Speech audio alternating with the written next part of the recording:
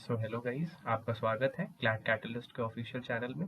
आज हम बात करेंगे 2026 के उस मैरीटाइम इवेंट की जिसने पूरे दुनिया की नेवल स्ट्रेटेजी को बदल कर रख दिया है, the sinking of the Iranian navy frigate IRIS Dena. दोस्तों, ये सिर्फ एक मिलिट्री अटैक नहीं था, बल्कि ये इंटरनेशनल लॉ और जियोपॉलिटिकल शिफ्ट्स का एक बहुत बड़ा केस स्टडी है।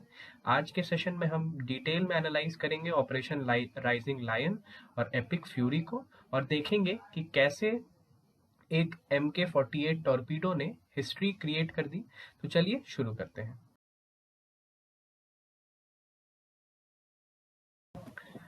यहाँ पे हमारे लिए बैकग्राउंड समझना बहुत ज़रूरी है। इस सिंकिंग से पहले कोalition फोर्सेस ने दो बड़े ऑपरेशंस लॉन्च किए थे। पहला था ऑपरेशन राइजिंग लायन। ये एक मैसिव एयर कैंपेन था जिसका मेन गोल था ईरान के एयर डिफेंस और मिसाइल लॉन्च साइट्स को डिस्ट्रॉय करना। इसके तुरंत बाद फॉलो अप हुआ ऑपरेशन एपिक फ्यूरी का। इसका एम था ईरानियन नेवी को इंडियन ओशन रीजन में कंटेन करना। बेसिकली ये ऑपरेशंस ईरान की रिटेलिटरी पावर को न्यूट्रलाइज करने के लिए डिजाइन किए गए थे। अब आते हैं उस दिन पर जिसने हेडलाइंस बना दी। 4 मार्च 2026 ईरानियन नेवी की मौज क्लास फ्रिगेट आइरिस देना इंटरनेशनल वाटर्स में टॉर्पीडो हिट होने की वजह से सिंक हो गई। यह इंसिडेंट श्रीलंका के गॉल कोस्ट से सिर्फ 40 नॉटिकल माइल्स दूर हुआ। सबसे इंटरेस्टिंग बात यह है कि शिप इंडिया में होस्टेड इंटरनेशनल फ्लीट रिव्यू 2026 और मिलन एक्सरसाइज में पार्टिसिपेट करके वापस ईरान लौट रही थी। सुबह 5:08 एक distress call I reporting a massive explosion, पर रेस्क्यू टीम के पहुंचने से पहले शिप सबमर्ज हो चुकी थी। टैक्टिकली ये एंगेजमेंट बहुत ही डेडली था। यूएस सेक्रेटरी ऑफ वॉर पीट हेक्सेथ ने बाद में कंफर्म किया कि ये अटैक एक US navy nuclear powered submarine ने किया था using a single mark 48 torpedo. Hegseth ने इस एंगेजमेंट को क्वाइट डेथ का नाम दिया। उनका पॉइंट बहुत क्लियर था कि शिप को लगा कि वो इंटरनेशनल वाटर्स में सेफ है, बट सरफेस के नीचे से एक अदृश्य इनविजिबल खतरे ने उसे पल भर में डिस्ट्रॉय कर दिया। MK-48 की पावर और स्ट्रेंथ का ये एक परफेक्ट एग्जाम्पल था। अब आइए जानते हैं कि इस इवेंट का हिस्टोरिकल सिग्निफिकेंस क्या है। तो दोस्तों, ये एंगेजमेंट हिस्ट्री में रजिस्टर होगी क्योंकि 1982 के फाल्कलैंड्स वॉर के बाद पहला ऐसा इंसिडेंट है जहां किसी न्यूक्लियर सबमरीन ने एनिमी सरफेस वेसल को सिंक किया है। यूएस नेवी के लिए ये एक वर्ल्ड वॉर 2 के बाद पहला ऐसा सक्सेसफुल सबमरीन ऑफेंसिव एक्शन है। 1945 के बाद ये दुनिया की सिर्फ चौथी ऐसी शिप है जो टॉर्पीडो स्ट्राइक के कारण सिंक हुई। ये फैक्ट्स दिखाते हैं कि मॉडर्न नेवल वॉरफेयर में सबमरीन्स की आज भी बहुत ज़्यादा डिसाइसिव और डेंजरस जगह है। अब अगर इस इवेंट का हम कैजुअलिटी एंड रेस्क्यू असेसमेंट करें तो ह्यूमन कॉस्ट की बात अगर हम करें तो कैजुअलिटीज बहुत ज़्यादा थी। शिप पर टोटल 180 पर्सनल्स प्रेजेंट थे। रिपोर्ट्स के मुताबिक 87 सेलर्स की डेथ हो गई है और 61 अभी भी मिसिंग है। टॉर्पीडो का इम्पैक्ट इतना डेडली था, इतना बड़ा था कि शिप को संभलने का बिल्कुल मौका नहीं मिला। सिर्फ 32 सर्वाइवर्स को श्रीलंकन नेवी ने रेस्क्यू किया और गॉल नेशनल हॉस्पिटल में शिफ्ट किया। इन सर्वाइवर्स को ब्लास्ट इंजरीज और एक्सट्रीम एग्जॉशन के लिए ट्रीट किया जा रहा है। कैजुअलिटी रेट 82% से भी ज़्यादा है, जो कि दिल दहला देने वाला है। अब आइए देखते हैं कि इस इवेंट के बाद हमारी नेवी, इंडियन नेवी का क्या रिस्पॉन्स था।